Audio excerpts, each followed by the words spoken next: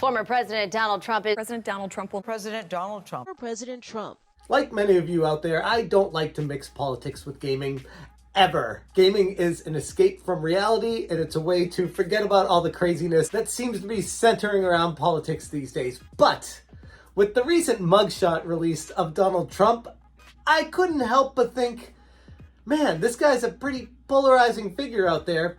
He's gonna have some video games related to him, right? And he does. So in this video, I'm gonna be talking about the top 5 Donald Trump related video games ever. Ironically, they're also the worst 5. The top 5 Donald Trump video games ever created. If you're new to the channel, hit that subscribe button, bell for notifications, and check out smashjt.com that has an article going through these 5 games, because after researching them and seeing the reviews for them, they all look just plain awful. Donald Trump's Real Estate Tycoon for PC and N-Gage, the taco phone. Gameplay involves the simulation like SimCity, developed back in 2002, allowing players to compete against Donald Trump, aiming to make more money by buying properties, selling them, and overseeing the entire real estate empire. The game offers a simulation of Trump's real estate strategy, where the goal is to outsmart him and become a bigger tycoon. I don't know if you're allowed to skirt laws in this game, but you should be able to. It would be very realistic. N-Gage QD version of this game, a 7.2 out of 10. And they criticized the game's monotonous auction sequences, but overall it was a bearable simulation game, which I guess if that's the case, a bearable game makes the top of the list. It only gets worse from here. Home Alone 2, Lost in New York. This is a game that, yeah, Donald Trump, played a big role in the movie. We all remember him from this, asking for directions. Which, ironically, for those who don't know, the only reason Donald Trump made an appearance in Home Alone 2 was because they wanted to shoot in Trump Towers, and Donald Trump said, yeah, you can do that, but I need to be in the movie if you're going to use my building. These Home Alone games were notorious for being monotonous, dumb, low graphics, pointless, repetitive.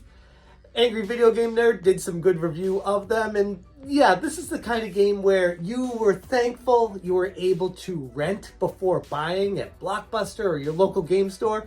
I brought it home myself one weekend and I was like, oh my god, this is garbage. I wish I could go back, get my money back, and get a different game. They didn't let you do that though, and I was out like $4, which was a lot of money back in the 90s. In Home Alone 2 Lost in New York, players assume the role of Kevin McAllister, setting traps to deter the burglars. Many outlets criticize this game for being poorly utilized film license. That was THQ most of the time back in the day. That's all they did. That's why they ultimately ended up failing. It's they just bought these known properties and drove them into the ground with terrible gameplay, graphics, sound. Everything about the games would just, hey, buy this for your kids because it's got a name of a movie you watched before on it. Electronic Gaming Monthly gave the Game Boy version average to low reviews, pointing out slow and monotonous gameplay, lack of variety, and plain graphics. Next up, everyone's favorite soccer game, Super Soccer for the Super Nintendo. And ironically, the only reason people care about this game now is because of the image of Donald Trump slapped right on the front of the box. And don't tell me that's not him, because it clearly is. As far as the game itself, it's just a traditional soccer game where players can pick international teams and compete against each other, with the uncredited Donald Trump as the goalkeeper. The game got its average score of around 60%, noting that while it once stood out as a top football simulation, newer releases came out that overshadowed it, making it appear notably slow and lacking a lot of sophistication that the newer games had. Make America Great Again, the Trump Presidency, on PC Steam. And the cover image of this game is Donald Trump holding an American flag like a spear, and in the other hand, firing a machine gun. It's a strategy simulation game that lets players take on the role of Trump, trying to deliver on his campaign promises and making decisions on global issues. The gameplay focuses on 2 main objectives: settling the national debt and battling the Islamic State. The former involves trading resources like oil, food, and supplies on a global map, while there is some gameplay elements like invading countries and drilling oil in Alaska. but by doing that, it comes with the risk of instigating World War III.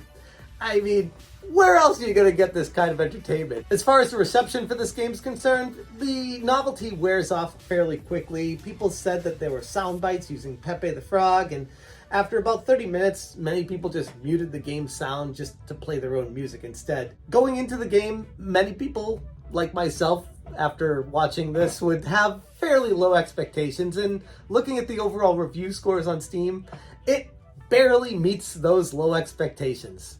And finally, last but definitely not least, Super POTUS Trump on PC Steam, where players control a cartoon version of Trump with the aim of fighting enemies representing various challenges of his presidency. Now this one actually looks pretty fun. It's got humor and arcade-style gameplay, and the title provides a lighthearted look at Trump's presidency, packaged in a retro gaming experience, which is right up my alley. As far as the free-to-play version of this game, a lot of reviewers were frustrated because it kind of makes it seem like you're downloading a free-to-play game, but it ends up just being a 3-minute demo, enticing you to pay 99 cents for the full game, where most people are just like, yeah, no, I'd rather go spend that on something else. If anything, I'd say that this one is the standout, at least from the looks of it, as being the one with the most potential that I'd want to play.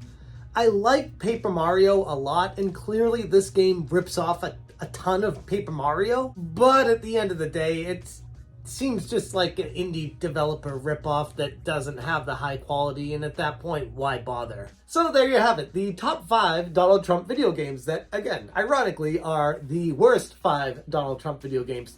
There are more out there for the morbidly curious people, but I would steer clear from them. These are the top 5 ones that I could find, and honestly, with backlogs of good games, there's really no reason to play any of these. But, you know, if you want to celebrate Donald Trump getting a mugshot, I figured I'd throw this video together to let you know Donald Trump-related games do exist. Some of them that were even stamped with his stamp of approval, even though he's also the guy that in his presidency said that video games cause violence in people. Maybe he changed his mind. You know, politicians have a way of doing that. Anyways, let me know if you've played any of these, especially Donald Trump's Real Estate Tycoon. That one, I like simulation games. That one I actually might be interested in checking out. But again, there's so many. I'd rather play City Skylines at this point. I don't even have a morbid curiosity about it. Watching YouTube gameplay videos of it is enough for me. I'm gonna leave it there. Thank you guys so much for watching, and as always, you stay smashing. Smash, Smash,